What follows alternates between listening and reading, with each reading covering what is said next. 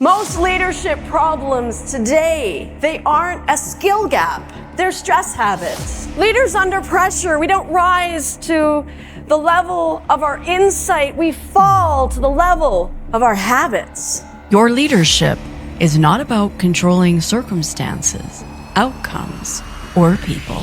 It's about how you show up when you can't. I'm going to guess that a lot of times people approach you and everything's always urgent all the time.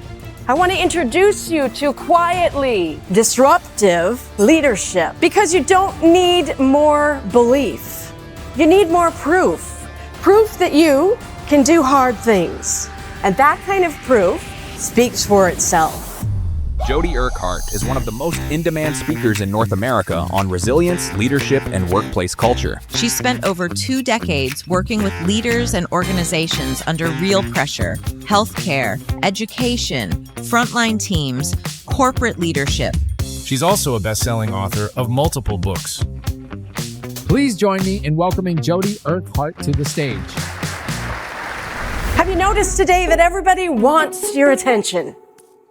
And if they don't get it, they just get louder. If you don't respond to their email in a timely manner, they are going to set up a meeting about the email. And then they are going to invite people who weren't even alive when the problem first started. This evening is about what I like to call a little bit of humor therapy. How many people here could use a little bit of humor? And how many of you are sitting next to somebody who you think needs therapy?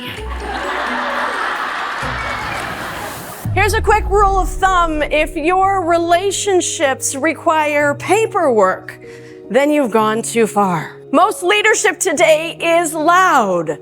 It forces compliance over commitment, and then we accidentally train people to disengage.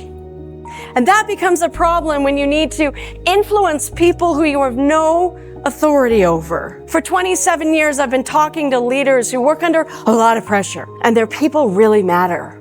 And here's what we find. It's not the stress, the job, even the change or the circumstances that create most of our stress. Instead, it's our response to it. Leaders under pressure, we stop relating and we start reacting to habits, not humans. I will disrupt those habits quietly.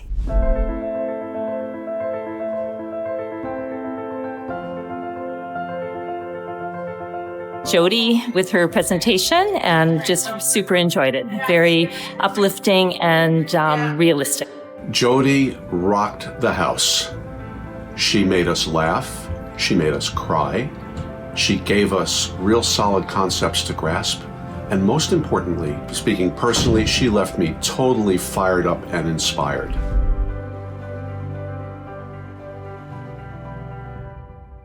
Leaders who practice these simple micro resets, they find that communication is calmer, their meetings are shorter, and that trust is built faster. Under pressure, 3 things collapse: listening, empathy, and language. Listening, we tend to scan for a confirmation bias, confirmation of what we already know to be true, instead of new, relevant, pertinent information. Empathy narrows. We see people as tasks, roles, obligations, to-do lists instead of the human who's in front of us. And then language dissipates. We speak in absolutes like always and never, instead of seeing the nuances. When it comes to communication, it's not the message, it's the messenger.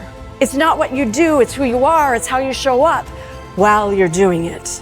Everything about your life right now, from the way you communicate, to your stress levels, to your workloads, is directly shaped by stress habits. Because under pressure, we default to urgency and control.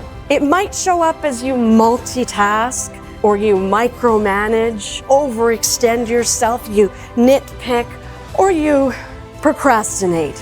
These aren't personality problems. These are stress habits. And you don't disrupt them by getting louder or being more forceful. You disrupt them by interrupting the response. Because when you don't reward urgency with immediacy, when the reward disappears, the behavior loses its power.